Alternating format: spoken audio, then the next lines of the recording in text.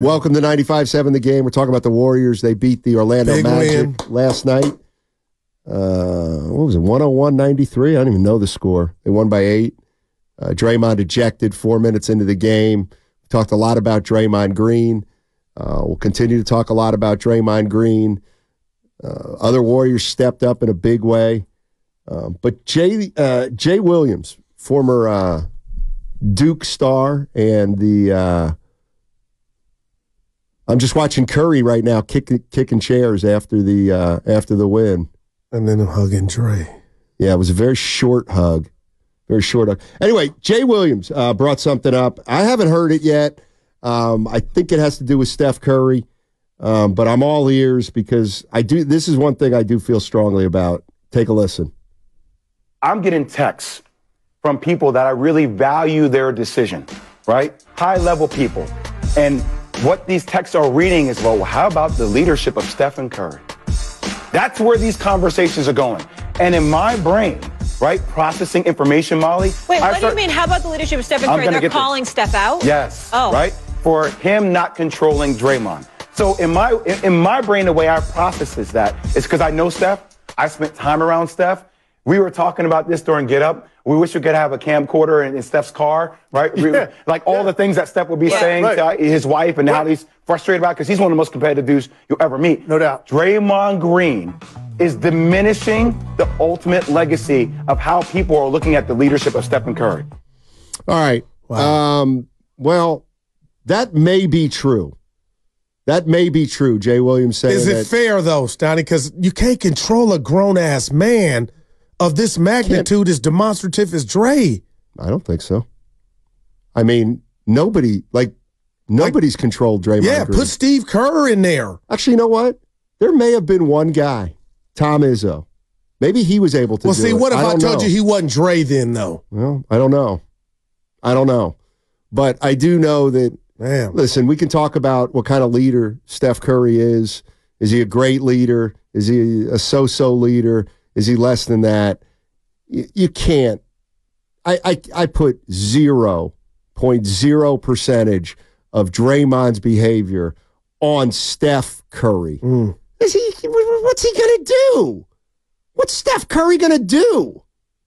Hey, Dre, how many times does Steph have to say, Draymond, we need you? Steph's not going to get physical with him. He's not going to challenge him. That's not who he is.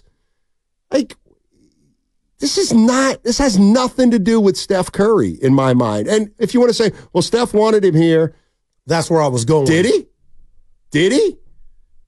I don't know. Believe whatever he wanted, he would have gotten. I disagree. I think until I know differently, I believe that Steph Curry told the organization, do I want Draymond here? Yeah, I probably want Draymond here. But if you got a tough decision to make, you go ahead and make a tough decision. Either way, and I'm a Golden State Warrior. Wow.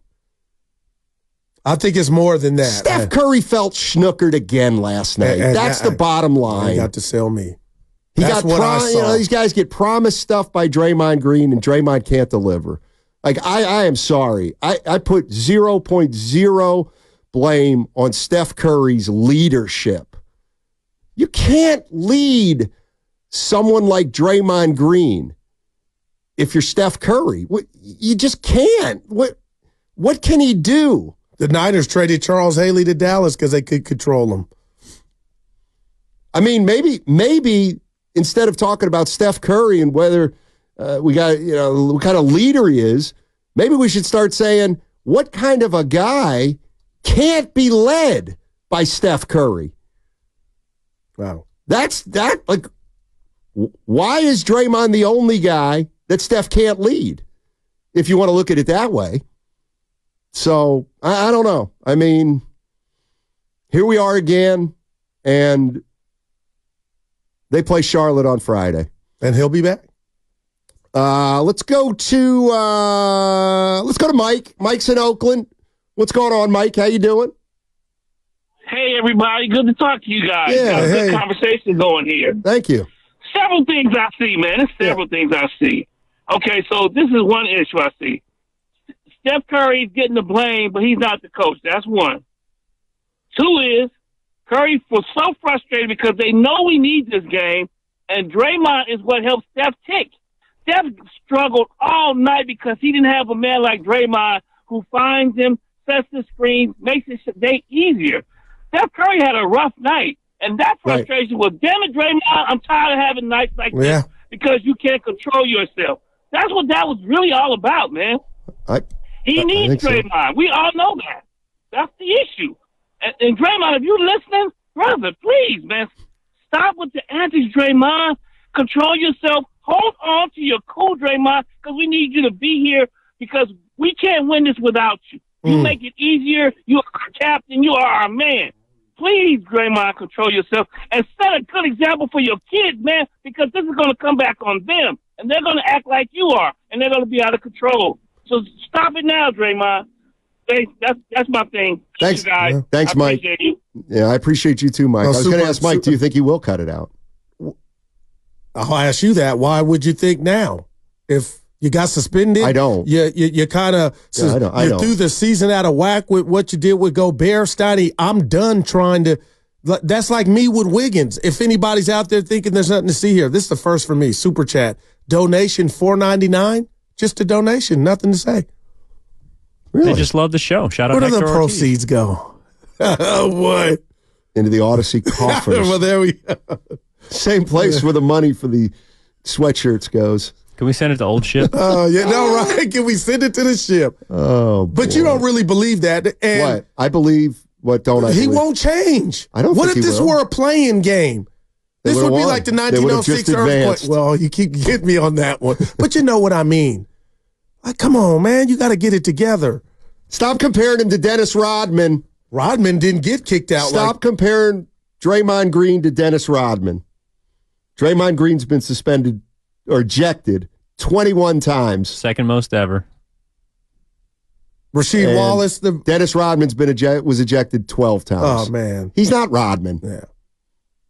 He's worse. Can you believe that even Dennis Rodman knew where the line was drawn in a game? Like, Rodman's issues were less with officials and just more with being badass crazy. You know what I mean? Like, Draymond's got an officials problem. Rodman, in a way, didn't really have an officials problem. Well, last night he had an officials problem. Draymond. Earlier against Minnesota, he had a problem with Rudy Gobert, and then against Phoenix, he had a problem with Yusuf Nurkic, and against the Kings, he had a problem with Sabonis. And man, boy, Batazzi got off the hook last night. Yeah, Gogo better be real happy he wasn't out there. Let's go to Bernard. Bernard's in Antioch. Hey, Bernard, how you doing? Hey, I just want to preface this by saying, man, Draymond is my favorite player. You know, from the time we got him, he was the kind of player like the Warriors had kind of been needing for a long time. You know, teams would come in and basically bully the Warriors around. You know, we all seen it. And, you know, he overstayed his welcome, man. I hate to say it, and I'm not an apologist. You know, I call it like I see it. His jersey is the only Warrior jersey that I got. You know, I'm almost a 60-year-old man. And just looking at him do the things that he do, and you ever heard that saying? Guru probably heard it. Talking loud, you know, and saying nothing. You know, he talked about. I heard him on his podcast, right? Saying, you know, his kids are at the games and seeing them play, and he was going to cut down on and start, you know, acting better and being more respectful to the refs and so on and so forth. So he just talking loud and he's saying nothing. And Curry being held accountable for his actions. You know, they was doing the same thing with Durant and Kyrie Irving. You know, that's not fair to either one of them players. You know, they're grown men. And Draymond, he didn't act like that at Michigan State because he wasn't a millionaire there. Right. So now he can, and then Warriors are, the whole organization is accountable for him. And it's, you know, they're going to do whatever they do, but holding Curry accountable for that, it's just sad, you know, for him to, and he's giving away money too. So, you know, he ain't gonna listen to nobody, man. So it's just sad to see. Let me leave you with this one. You can do what you want with your life, but do you think it was right of Draymond to do a podcast right after that? Like, that's what like, you can do it, but do you think you should? No, Goo. And another thing, it's simple. He's selfish, man. He's selfish. And to me, if you're supposed to be the leader That's not a leader. And Bill Walsh said it back in the day, right? People's voices start getting, you start get deafening. And if he's supposed to be the leader of this team, all this and all that, he's talking too much, but his actions are saying something else. He's selfish. He don't care about the team, and it's just tiring everybody out, man. I think that's well said. And maybe I'm different. He's tiring everybody out. Out. I got to read this to you from go ahead. Who's my favorite rapper? Jigga. No, who's Bob Dylan? You talk too much. Run DMC. You never shut Run up. DMC. Okay. Yeah. The best ever. Part of the reason why Dre's been kicked out more is because the game is called differently now. Y'all need to put some historical context on it, Steiny and Goo. What would you say? How would you answer that? In what respect? Why he's got kicked out more than anybody?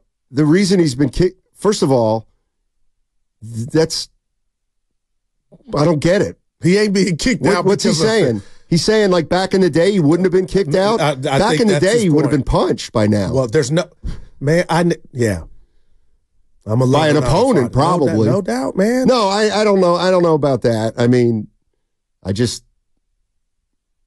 never going to catch Rashid. There are no. Well, Xavier I shouldn't say that. There are no Xavier McDaniels. There's no enforcer. What's my guy in Portland? The enforcer. Mo Lucas.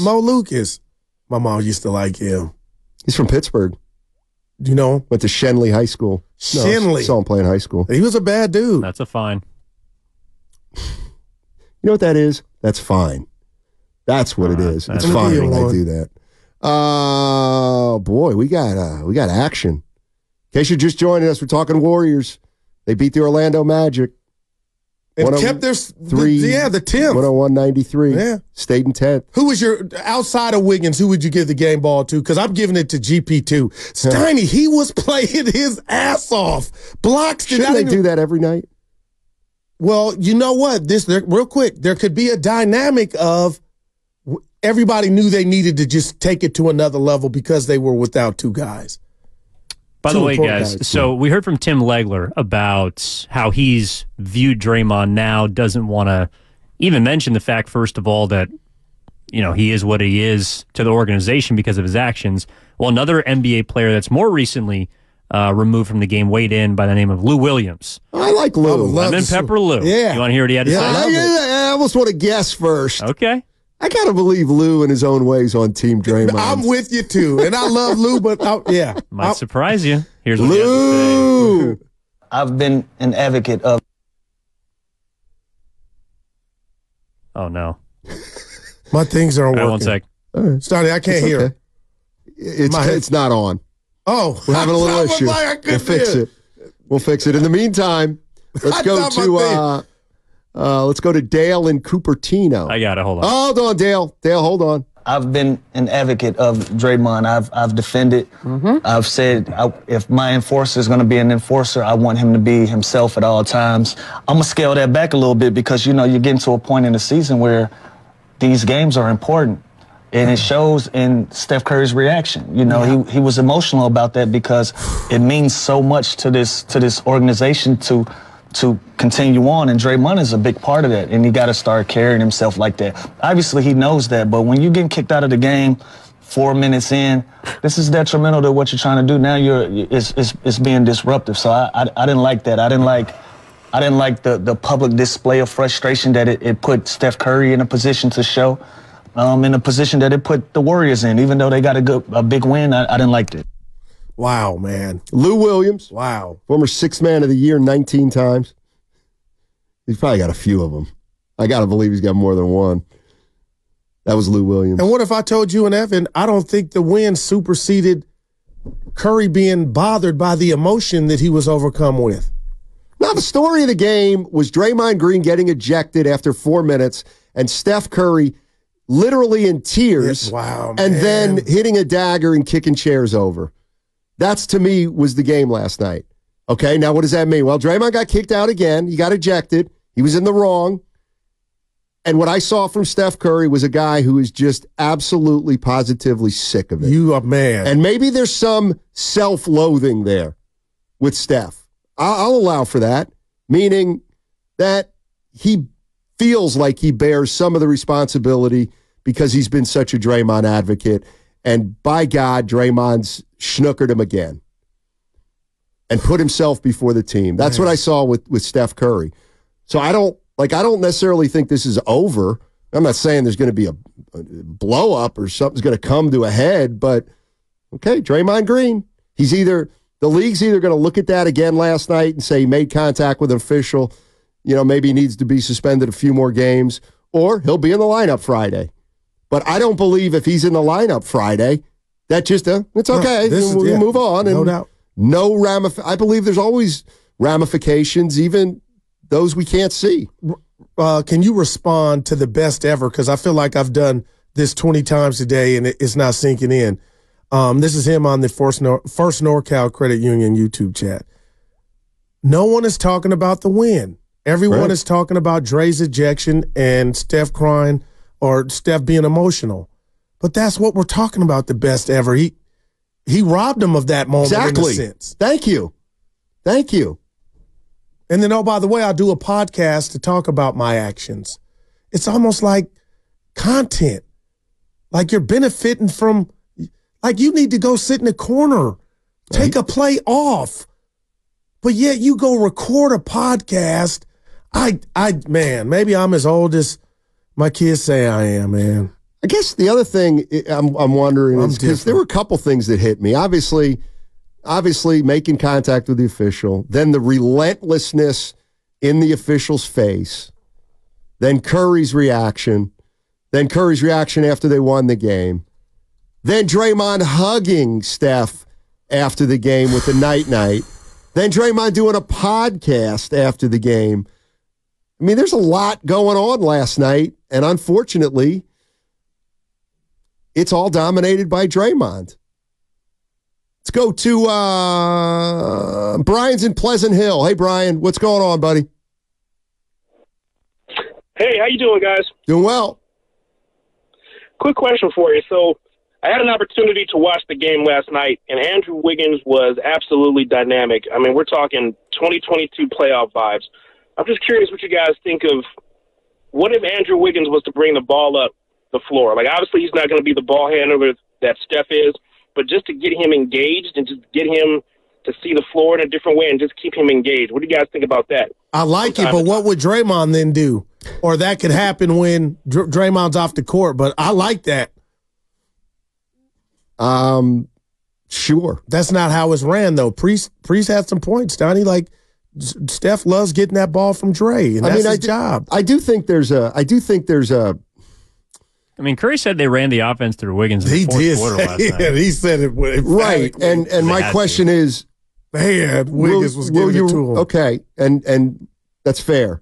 Are you really going to be able to do that with Draymond? Oh, well, that's and Kuminga. With Kuminga. I'm going to say no because it would be difficult. Like, part of the reason that Wiggins probably is inconsistent is because Steph's going to get his shots. Okay, then who's the number 2 guy? Kuminga. You have to get Kuminga shots. But you have to. Do you really? And then Klay Thompson comes into the game and shoots. Like, I get where Wiggins slips through the cracks. Well, I'm going to say this to that. The way they play, Steiny, it's not a batting order. No, it is. If Wiggins had that gene of that's why that Jordan Poole mechanism, but that's why could be the number 2. No, he couldn't. See, the problem the Warriors have is Kuminga doesn't really fit their style. He doesn't. When Kuminga gets a lot of what he gets on his own, pass the ball to Kuminga, he makes a move, he hits a mid-range shot, he gets to the bit. There's nothing wrong with that. But Kuminga isn't their prototypical player of the last 10 years. He doesn't get his in the flow of the game. You got to spoon feed him a little right now. Can that change when he's 25? Yeah, I think so. But right now, when the Warriors go to Kuminga, like, they're going to Kuminga, and Kuminga's not going to make a bunch of plays for other players right now. And so, yes, I do believe that there still is a little bit of an inherent problem when you have Wiggins playing with Kuminga coexisting. I just don't think they're a great fit together. Doesn't mean you're going to go 0-82, but I'm not crazy about those two guys playing together because like Wiggins can bring the ball up the court and initiate the offense. That's fine. But I don't really look at either of those guys as players who make teammates better. I'll say this to that, and I hear you. If I'm Joe Lacob, and let's just say I was to think about moving Jonathan Kuminga, and I knew for a fact that I could get that Andrew Wiggins, with still, I know it's a roll of the dice, but my goodness, Steiny, if that's why maybe Wiggins can't get off, he don't tell me when to go, E40, my goodness. Maybe, I'm just saying what you would get if you were to come up with a package that included the incredible Jonathan Kuminga. Real quick, you said you wanted him to go back to Klay Thompson. Okay, so their starting lineup is Curry, Klay, Wiggins, Kuminga, and Draymond. Who's the first option? Steph. Second. Right now, I think that's by committee. Well, I think when you start those four guys, Klay, to me, Wiggins is the fourth option. Oh, okay. And it's not an organized pecking order. It's Steph's going to get his, Klay's going to look for his, and Kuminga has to get his. And Wiggins isn't that. But some games we see him get the first 6 points and then he just vanishes. Why does he vanish? But I don't think it's because, hey, you shooting too much. It's just it's a mechanism. I was listening to Kalena and Fitz the other day. I'm telling you. They said something that I know how this works. Yeah. I know how this works. They hear stuff from the big boys. My God. They hear stuff from coaches, and they hear stuff from the front office, and they hear from the players, and they can pass along a message.